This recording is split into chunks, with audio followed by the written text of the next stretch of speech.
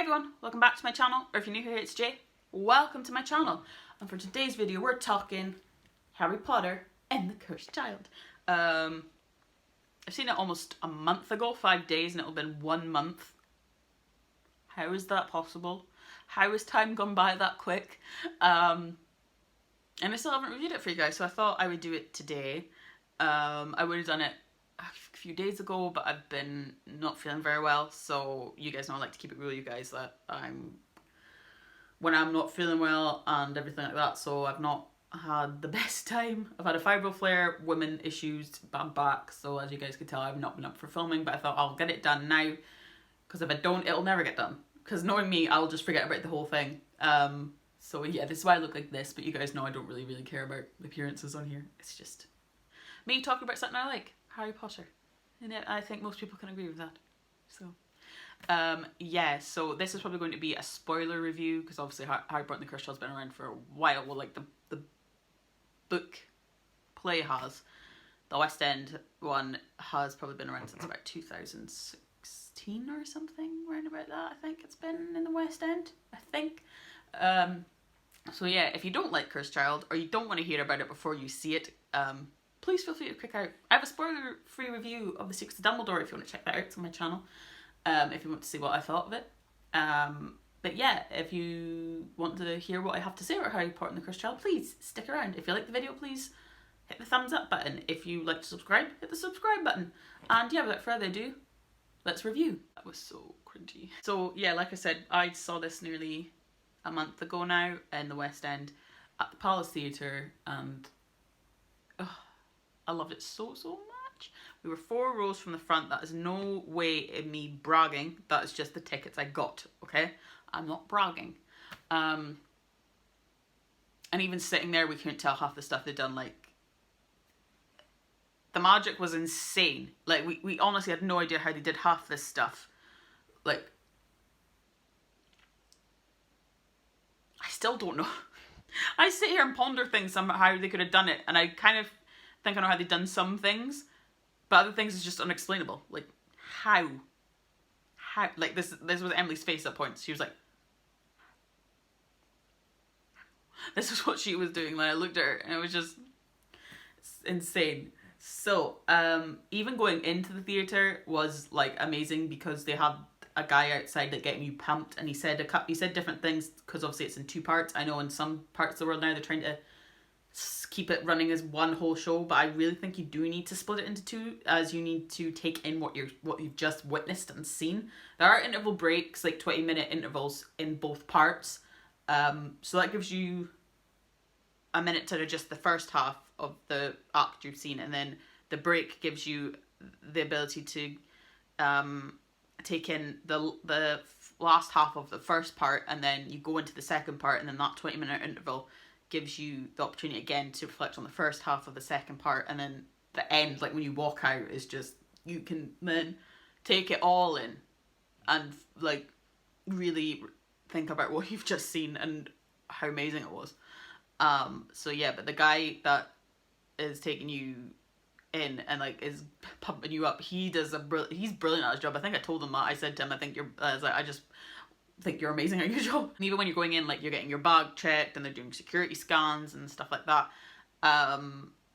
They're all wearing badges, like, for what house they're in, but I only saw 1 Ravenclaw. 1. Apparently in London they don't get many Ravenclaws, and I'm just like, what? How?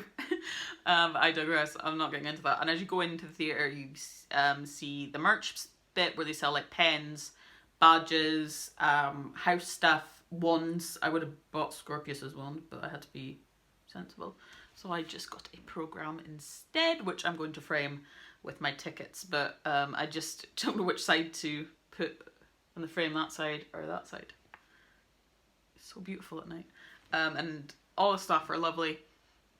They have a board of, I'll show you a picture here because I took a picture of it, of who's playing what part that night. It probably will say in the program, but obviously there could be changes due to cast illness, so they will be on that board. So like if someone doesn't match who's in there to who you see on that list, that's probably because cast illness, or as we all know, that this little thing that's going around, it's a virus, in case that catches anyone out. But I think during the whole of the reopening of the West End again, they've not had to close, like the Harry Potter and the Cursed Child cast have not had to like close the theatre due to not having enough people. So I gotta give them props for that. I think they've been one of the lucky ones of the theatre world where they've not really had enough cast to go on that night, so pretty cool. The theatre is gorgeous, like, it's the most beautiful theatre ever. Like, it's like a maze though. Loads of stairs, loads of corridors. It's like Hogwarts. You get confused. You just think, if you go up this stairs, are you going to end up on the 3rd floor or the 4th floor corridor? It's insane. But staff are lovely. As you sit down, obviously it starts at King's Cross, and we actually went to the King's Cross station the day before, and I was just like, we've been here. We've been to King's Cross. But there's noises coming through as if you're actually at the train station. Like whistling and train noises and like people hustle and bustle sort of thing, so it really sets the mood and the tone. As it starts, you hear a voiceover basically saying, please turn off your phones, blah blah blah, and then the lights go down, the music starts, and you're like, here we go. So as we all know, I don't know if everybody actually knows, some people just don't want anything to do with Cursed Child. They don't like it, and I understand that. So the plot of this is Albus Severus Potter is going to Hogwarts. So he has all this expectation put on him that because he's Harry's son, they think he's going to be put in Gryffindor. He's going to be good at spells, flying, potions, the whole shebang, and he's just going to be just like his dad. The same kind of expectation is put on his friend Scorpius Malfoy, who's Draco Malfoy's son. They think he's going to be except he's not like his dad. And everyone wishes he was like his dad. He's more softer, gentler side. He gets that from his mum. So I think there's expectation put on both boys, whereas everyone thinks Albus is going to be just like his father and prevail and succeed, whereas everyone wishes or thinks Scorpius is nothing like his dad and he's a disappointment to the Malfoy family and blah blah blah. They meet on the train, the pair of them, and have a bond over that sort of fact that they feel a bit like freaks in a way, like, because everyone's like speaking of Albus as if he was like this mythical being that is just like, oh, he's Harry Potter's son, da da da.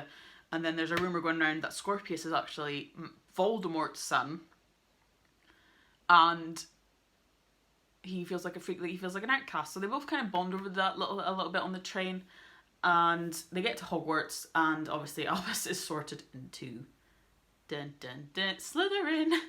He's put into Slytherin house, so everyone wasn't expecting it. They are like, there's a Potter in Slytherin, there's a Potter in Slytherin, but they still have the same expectation of him. It didn't matter what house he was in. I think everyone thought he would be in Gryffindor, but there's still the expectation of, oh, he should be good at spells and stuff like that because he's Harry Potter's son. Albus has a bit of a rough time. I think we see him through to like 4th, 5th year. I can't exactly remember now. I want to say it's 4th. Yeah, 4th year, I think. And he's not very good at spells. Bless him. He's not very good at flying. And he's not very good at potions. So he just feels like very much like the disappointment is setting in. And he just feels like, why should he bother trying? He doesn't want to be at Hogwarts. He wants to leave Hogwarts. He doesn't even want to go to Hogsmeade in his 3rd year. He like rips up the little permission slip. He rips up the permission slip because he just doesn't care. He heard all these stories about Hogwarts when his dad was there, and he thought he'd be so excited to be there, but he just hates it. He absolutely hates it. He just wishes he wasn't Harry Potter's son, and there was all this pressure put on him to be the best. And he and Scorpius come up with an idea after they hear Harry over having a conversation with Cedric Diggory's father about Cedric, and they meet Delphine, who is his niece, and they come up with a plan because all he wants to do is see Cedric one more time, and they know that the Ministry has a time turner. Now the time turner is supposed to have been destroyed. They weren't. So he knows that the Ministry has a time turner lying around, and all he wants to do is go back just to see Cedric one more time, and that's all he wants. So Albus comes up with the idea of he could save Cedric from being killed by Voldemort, and he wouldn't have died. So they come up with the idea of stealing the time turner, going back in time, and trying to get Cedric out of the tournament, the Triwizard Tournament, quickly, so that he won't be there for the final task where he goes through the maze, grabs the cup of Harry, and then is essentially killed. They do this a few times and they get it majorly wrong. They get it to the point where they're in one world. There was like, what were the couple that, what ones they got wrong? Oh yeah. So they think they've done it right because the first time they do it, they land back, and then they think they've done it right, but they learn that they've actually completely messed up the timeline because Ron and Hermione were never married at all. Hermione was working at the school instead of being Minister of Magic. Her and Ron never got together. She still had feelings for Ron. She was horrible. She was nasty. It was weird seeing that side of Hermione. I forgot how horrible she got in the play due to the rewriting of the timeline. She was horrible. She was nasty. Ron ended up marrying Pavati or Padma. He ended up marrying one of the twins he took to the Yule Ball. They had a son. He was constantly at Hogwarts because Pavati or Padma was like making him go to check on their son. Every single thing he done, like he got cut in his finger, she sent him to Hogwarts to check on their son. It was just insanely stupid. And then when they did it again, trying to rewrite the timeline, they messed it up completely, and it was like Voldemort had won the whole thing, and the school was just for dark arts and dark wizardry, and it was just insane. Like, oh, Umbridge was there. Ugh, Toadface. She was like the headmistress of the school. Bless Scorpius. He was the one going through it. Bless him. He was there on his own because obviously Albus was never born. In that world, Snape was still alive as well, and that was it was so cool. The guy that played Snape was amazing, actually, like really good. But I'll talk more about like everything about the characters and stuff in a bit. And then Snape helped them to get back to their actual world, Scorpius, the actual reality. So then they get back to the reality, and then Harry thinks it's Scorpius that's corrupting Albus, so they try to keep them apart for a while. Delphine gets them back together. They use the time turner one more time to travel back in time to the time where Voldemort went to kill James and Lily that night, when they lived at Godric's Hollow. So they went back to Godric's Hollow, and Delphine reveals that she's actually the daughter of Bellatrix and Voldemort, and she wants to meet her real dad, and breaks the time turner, so they can't actually get back. So we all think, oh, it's gone to jeopardy. They're trying to come up. Albus and Scorpius are stuck in the past, trying to find a way to come up with to stop Delphi. They've got no idea what they're doing. And then as we think, oh god, they've got no way of getting back, Draco Malfoy has a forbidden time turner. He has like an original time turner. So you're like, where'd you get that from? And he had it because obviously Malfoys keep things. So they use that, go back in time to stop Delphi. They try and trick her, transfigure Harry into Voldemort, because obviously they don't have nothing of Voldemort to put in the Polyjuice Potion, so they all transfigure him into Voldemort, which was insane. Delphi kind of falls for it. They lure her into a trap and manage to defeat her and lock her up and take her back. And they all manage to get back to the original timeline, but not before Harry decides to watch his parents get murdered, which is insane and stupid. And then they get back to their timeline, and Harry realizes what all the pressure that his son's been going through, and how he has been as a dad. Because throughout the whole course of the play, he's been tried to be a good dad, but he's not. Like I think people thought that bit of Harry wasn't very well done, like, because they thought there was things that he said that they thought Harry wouldn't say, but like, one, until you see like the push and pull that he's tried to do, like, he's tried to be there for Albus, support him. Albus keeps pushing him away. He's not letting him into his life. He's just like, I don't care, Dad. I don't care. I don't want to be your son. I don't want to be your son. And then Harry said to him, there's times he wished he wasn't his son. But I can see why he would say that, because he's been trying so hard with Albus to reassure him, like, you're not, like, even if you are in Slytherin, it's fine. You just need to practice. You'll get better at magic. But all Albus does is push him away, and has a very negative attitude. So I can see why Harry would snap at that. I still don't necessarily agree with that line, like you said, like wishing Albus wasn't his son. But I can see why he would have said it. Then it kind of resolves at the end, and everything is better again. So that is kind of the basis of the plot. I didn't want to go too far into like every scene by scene, because I would be sitting here for hours. Like, I'd be sitting there for the whole play if I was telling you scene by scene. But that's just like a gist of what they've done and what the play is about, and such, so forth, so on and so forth. So the sets were absolutely incredible. You hardly noticed the scene changes because they were kind of not covered up, but they were kind of did like a trick of like they would fling their capes a lot, like capeography as I like to call it, and it was like a distraction technique because you're just like, whew, and all of a sudden something was there. They used music in the transitions, which was great, because obviously it came with the soundtrack. You can buy the soundtrack as you go in, like at the merch bit, and it's beautiful. It's a beautiful, beautiful soundtrack. Like, oh my god, it's gorgeous. So they used music and that in the transitions as well, which made it less dull instead of like going black, then back up, black, then back up, and like complete silence, because you'd be like, it's silent, and it's awkward. But then there's also like stairs and stuff they used. Obviously when they're at Hogwarts, they would use this, like pull the stairs on, show them going up the stairs, and then like move them round, and obviously they move desks and props and stuff in and out for offices and stuff like that.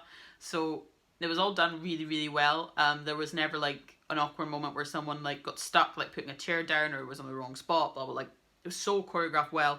Like, there's choreography in the show, but like also they choreographed these scene changes, and obviously no one could put a foot wrong or it would all kind of go to pot. But they were brilliantly done. The choreography was amazing. There was one scene where Albus was trying to learn a spell with all his classmates, and it's choreographed to the music. So like when it intenses, they intense. When it softens, they soften. It's like, ah. And when the music intensifies, they're like, oh, oh, oh. And that was brilliant on its own. I could have cried at that. I didn't, because it was just so beautifully done. Per Albus, he got his wand stuck in the floor at one point, was trying to pull it. I'd also, like, everything with the show is like timing as well. Like he would have to have timed it, like going with into the music to like get his wand stuck to pull it up and join back in. Like, even when they came out their wand and everyone managed to do the spell, like, it was beautiful. The characters were done really, really well. Albus and Scorpius together were amazing, like a yin and yang sort of thing. They were great. Like, Albus was always like the angsty, angry one, and then Scorpius could get angry, but he was more soft, gentle, trying to like say to Albus, well, why don't you try this, and like, why don't we just do this, and let's stay away from that. And like, oh, Scorpius was my absolute favourite. Who did we see as Scorpius? Luke Sumner, brilliant as Scorpius. My absolute favourite character in the whole show was Scorpius. I just don't know why. I don't know what it was. He's just my absolute favourite character. He's one of those little, he's just like one that you just want to wrap in a blanket, in a little bubble, and just be like, oh, I'd look after you. So they were like amazing chemistry together. Rose Weasley Granger, who's obviously Hermione and Ron's daughter, she was like Hermione, basically, like good at everything, do right instead of wrong. She was a bit bitchy. Don't know where she got that from. She was a little bit bitchy. Because sometimes I liked her and sometimes I didn't like her. I was just like, okay. Harry, the guy who played Harry, was amazing. Really felt like Harry for some strange reason. Like, I know, like, obviously it's like, well, it's not Daniel Radcliffe, but like, obviously it's not going to be Daniel Radcliffe. He had an essence of like an older Harry. Like, it felt like Harry to me. Ron was hilarious. I know there was things about Ron that people were like, they made him into a goof and a clown and blah blah blah, but I think because he obviously works at Weasley's Wizard Wheezes with George, that he would have had to have adapted himself to help George, because obviously George had Fred, but sadly we all know Fred died in the Battle of Hogwarts. And I think Ron having to step in, not necessarily to replace Fred, because obviously that couldn't happen, but to help George come up with new ideas for the shop, to help him run the shop, to help sell items. He would have had to have gone a bit more charismatic and been like, oh yeah, look, this does this and this does this, and look at this product, and like he would have had to have had that flair that the twins had. So I think that's that's my reasoning for why Ron was the way he was in The Cursed Child, because obviously being around George and all the Weasley Wizard stuff, and like having to step up to help sell the merchandise and all that, it would probably affect his personality and his character. But I thought he was just so funny. Who played Ron? Thomas Aldridge, like, so good. I think he's my second favourite actually in the whole show is Ron. So funny, but there is moments where you do see a little bit of the old Ron, like especially when they go back in time and there's the timeline where him and Hermione aren't together. You see bits of the old Ron, and it's so nice to see. Like, he has the balance perfectly. Hermione is amazing. She's Minister of Magic. Come on. Still the same Hermione, like has her rules in front of her employees and stuff. Strict rules, but when she's around Ron and Harry, it's just like flips and is like she's like her old self, where she's just like that line where she's like, it's kind of fun, isn't it, breaking the rules, and like she turns into that Hermione, and it's really lovely to see the how she can be professional but still have that side to her, and it's really nice. Draco Malfoy, really good as well. Obviously like I said, there was rumours going around of Scorpius not being his son. You can see the pain that it's causing him, because he knows that he is his son.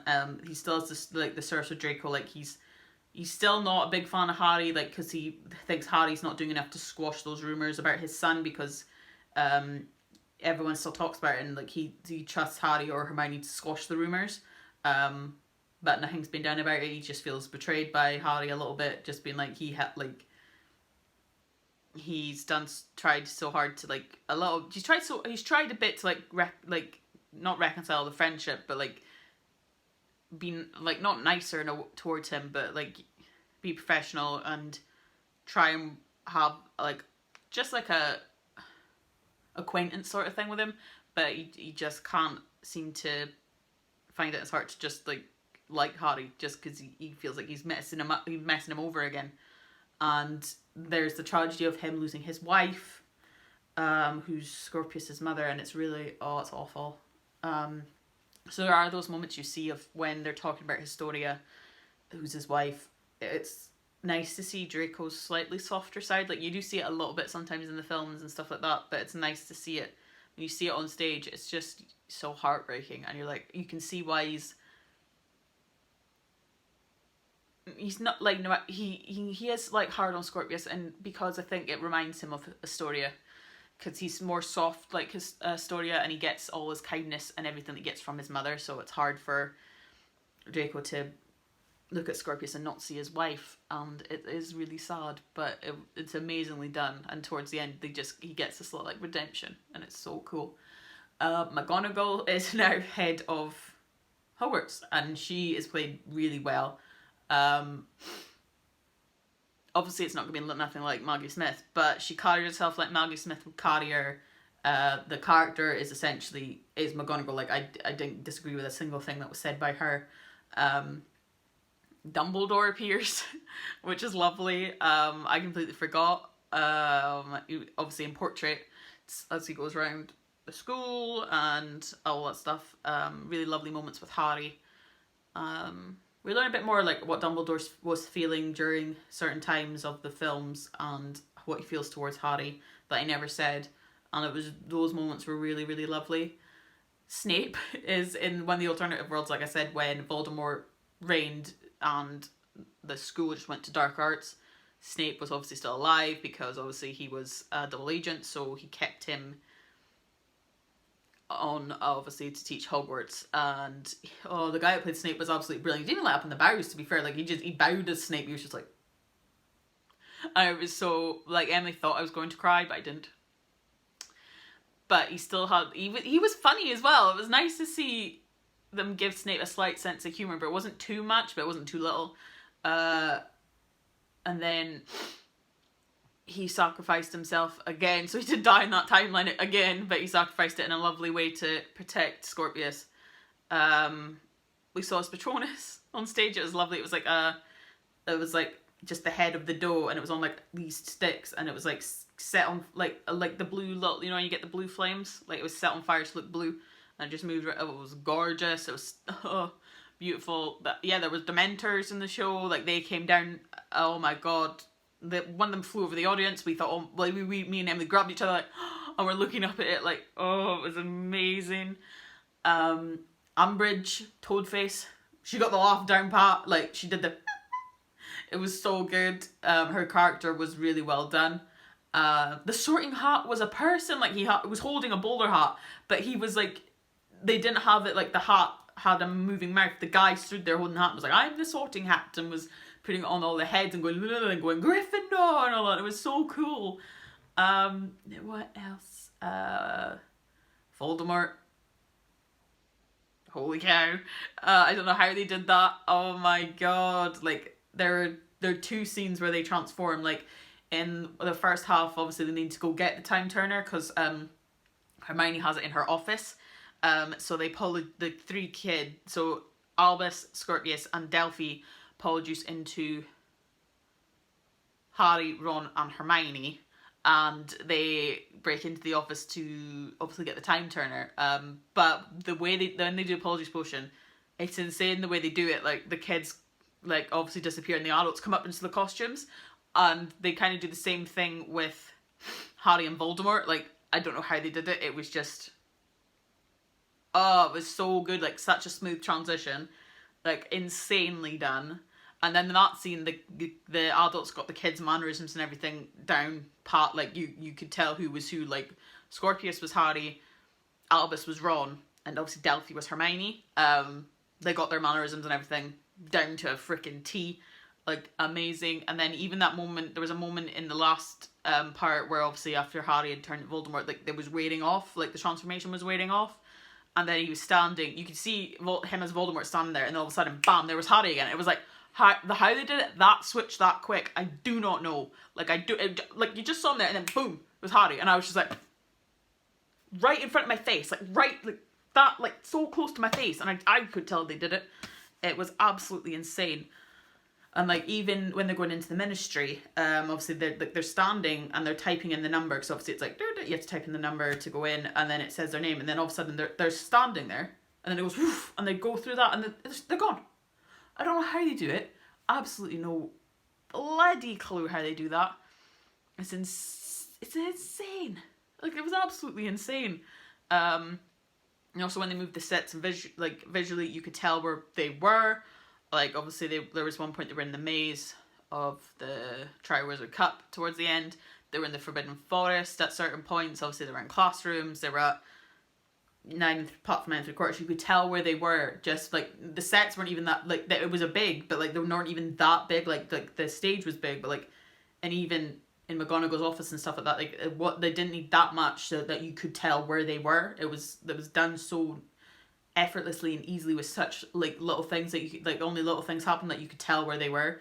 And that was another thing, like when they used not Polyjuice, but the flu powder, and they like woo, came into the office. It was so cool done. Like it's insanely done. I completely forgot one person.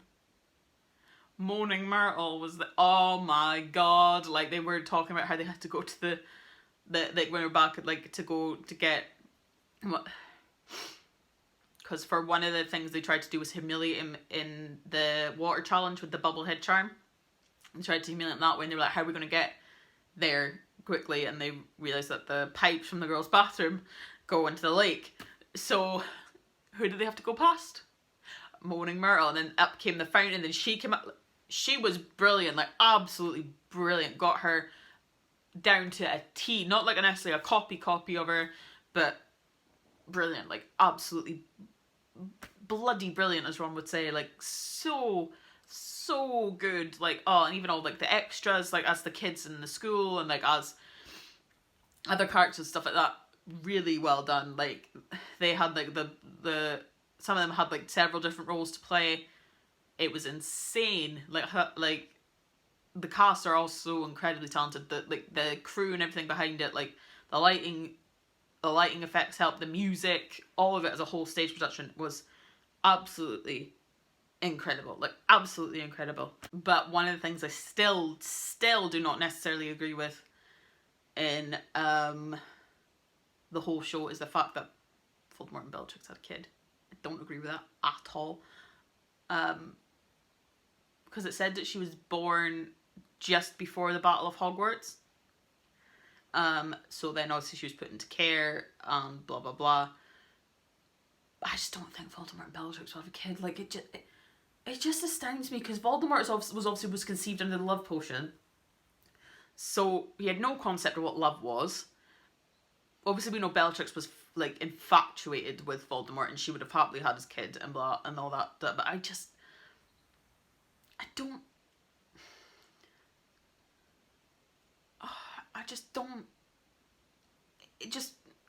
can't picture it happening. That's all I'm saying. Like, the fact that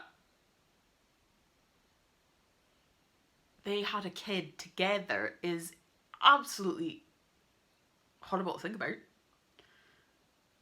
To me, it just wouldn't have happened probably for me in like my sort of thing. So like in my head, I just like can't picture it at all. I'm sorry. Like, I love Delphi as a character. I think she'd be a brilliant character to play. But I just can't agree with the fact that happened. I really can't. Overall, no, like, I sat there at the end with Emily sitting there and she was like, "Are you okay?" And I just sat there and thought about it, because it brings it all 360, like brings it all in a circle, because it ends there. And it was just like, I took a moment and was just like, and I was and I had a little cry. I didn't mess my makeup up though. Like, it was only one smudge in my corner, because it just comes like a full 360 circle, and I just couldn't believe I'd finally seen it. And like, I've been to Florida. Like, I haven't seen the Diagon Alley bit though, so I have to go back. So I've been to Florida, I've done the tour so many times, and I've seen all the movies, I've everything, and I've seen The Cursed Child now. And I want to go see it again. But I'm so happy that I've seen it like at least once in my life.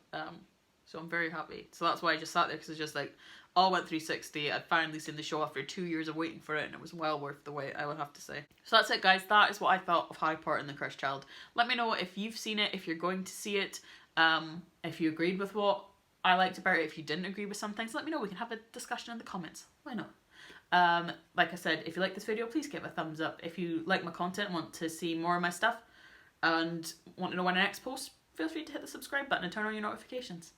Why not? And I will see you guys next time in another video. Bye.